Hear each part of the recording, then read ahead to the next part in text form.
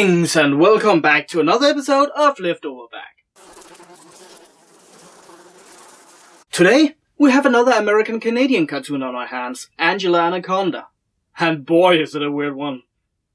Angela Anaconda were produced in 1999 by DHX Media. Someone who has been giving me quite some trouble with my reviews, I might add. Angela began in 1999 and believe it or not won 3 awards and got nominated for 2 more. The world is a strange place. It ran its course on Fox Kids, Nickelodeon and Teletoons. But for those of us who are so unfortunate to know this, probably remember it the most from the Digimon movie DVD. That is right, Digimon. A Japanese animated series apparently thought that Angela should have the front seat. Who wants to see giant dinosaurs and monsters brawl each other? Who wants to see giant nuclear explosions? No, fuck that shit. Let's watch Angela mock it instead. Angela Anaconda Digi-Evolve to Angelamon! I never did understand this. Did they really think that Digimon fans would find this charming? Hell no, we were all bored to death. Anyway, let's just take a look at the very first episode of this monstrosity, simply called Pet Peeves. Probably the most misleading title ever. It starts out with Angela walking to school, and by now the audience is slowly starting to realize that sitting down to watch this thing was a huge mistake. The art style, really, it's sort of before Photoshop, so let's just call it paper cutouts. But that's not all. First, why are everybody grey? Second, if people are grey, then why not the rest? I mean, even their clothes and hair is colored. Was it really too much to ask to put a tint of color on their faces? Everybody looks like those fucking douchebags on Facebook that only post black and white pictures of themselves. And is usually bragging about something stupid. Well, as Angela talks to her dog, she also tells the audience about monster trucks. Monster Truck Rally. And how amazing it would be if the school's field trip would be to one of those. And by now, you probably realized that Angela is a tomboy, to get the male audience in there. It's a girl, so girls watch it, I guess. But she does boy stuff, so boys can relate. Really, she should be called Stereotype McShalloton. Yeah, that's really fitting. Anyway, on her way to school, we see the arch-nemesis Nanette Manoir, the teacher's pet. Nanette Manoir, the pretty princess of Tapwater Springs. Why? Why does it always need to have a rich, snobby, clever girl as a rival? Kim Possible had it, Totally Spies too. Just name one show where the female lead doesn't have a rival like that. I bet you can't. As we move on, we realize that Angela doesn't shut up at all. It's either in a monologue or her speaking. If he didn't vote trucks, I'd tell Gina Lash not to marry him. We are now introduced to Angela's best friend Gina Lash, the smartest girl in school. And a raging stereotype as well. Smart equals ugly. And sometimes really doughy. She doesn't want to vote on monster trucks since she's voting for... I'm voting Mapperson's Bakery. Fatso likes cake. Really? I know this is 1999, and Freakazoid made Fatman not that long ago. Fatman! But don't you think this is a bit dated? No time for lollygagging. Ninny comes to school in a limo. It's Ninny Warp Manoir. Oh, I already hate her. She has more success than me. Therefore, I have to hate her. Bad movie logic 101. No wonder that book has been his bestseller for so long. We then cut to the class to see... Class, we'll now take suggestions for our annual field trip. Yet another horrific image. This time, bad enough to star in Outlast. Spending with Father Martin. This is the teacher, Mrs. Iphigenia, who for some strange reason hates most of students. Okay, fair enough. That is sort of realistic. Strange little people. The students? Let's not get technical here, Louis. She's in charge of the field trip and needs some suggestions. Springs, the Ballet Russe is coming to perform Tchaikovsky's classic Swan Lake. Cultural, yet classy. Not a bad choice. Oh, believe me when I say it's not the most awesome or funniest choice. But it is classy and could make for some really great diversity. What the... How the fuck did I end up in prison? Oh yeah, right. Since when is that a crime? Oh, okay, I get it. With the politicians running haywire now, I sort of see how something like this could slip by. Anyway, back to the classroom. It appears that Angela's friend Johnny Abadi, Italian apparently, has to suggest the monster truck idea. Truck Rally! Because apparently Angela cannot do that herself. Weird. But Johnny is sort of a dimwit. Johnny! I didn't do nothing. Yes, I know. They treat Italians like Family Guy. Hey! Oh! Vowel sound! Well, they suggested and now they have to vote Monster Truck or Ballet. Given it the fact that being boring and snobby is a crime, and that I'm on trial, I'm going to say Monster Truck, yeah! Awesome! Football! Man stuff! Yeah! And it seems it's 7 votes to Ballet and 8 for Monster Truck. 7. 13 people in one classroom. That is a rather small class, I might say.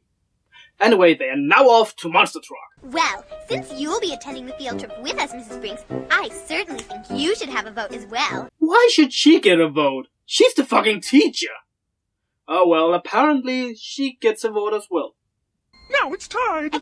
And wouldn't you know it, it is a tie, so now they have to come up with a solution. Perhaps the side that raises the most money should get to decide. Really? At what school do you have to raise money to go on a fucking field trip?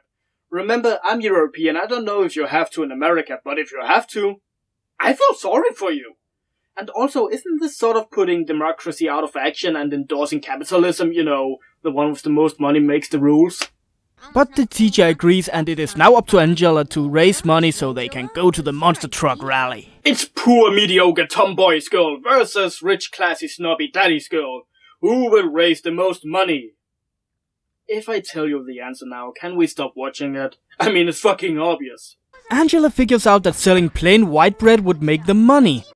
We've got to have money. Yeah, it doesn't work. But Mr. Anaconda, great name by the way, disturbs them with his new invention. And let's make him tell us about it. Not just a blow dryer, Gina, but a revolutionary new way to suck and blow at the same time. Excuse me? To suck and blow at the same time. First off, I think that's impossible. And also, if it did work, who would want it? I don't think it's that revolutionary. Second, I'm pretty sure it's a dirty joke. I mean, what else would the dad be doing alone in the garage with it? Well, never mind that. Angela figures out that a pet wash is the right idea to raise money for the trip. A pet wash for pets. And this is what the name pet peeves means. That doing mundane choices, annoying.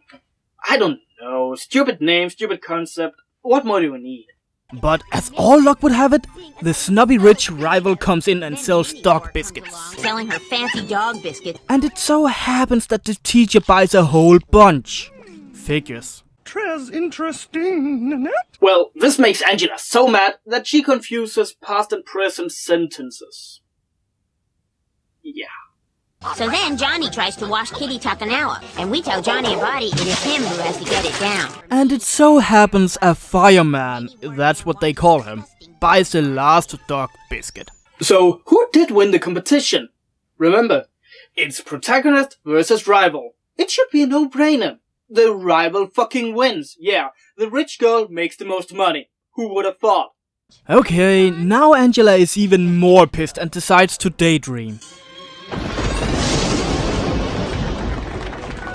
Yes, it's one of those shows. Like Dog, like Bobby's World. It's just boring and kinda weird. I mean, what do you think the friends are doing while they stand there daydream? Just stand next to them waiting? Hey, Bobby, remember that day we got home early? Oh yeah, that was awesome. Bobby? What is he doing? And the daydream actually ends with Angela laughing like an old witch until the very next day.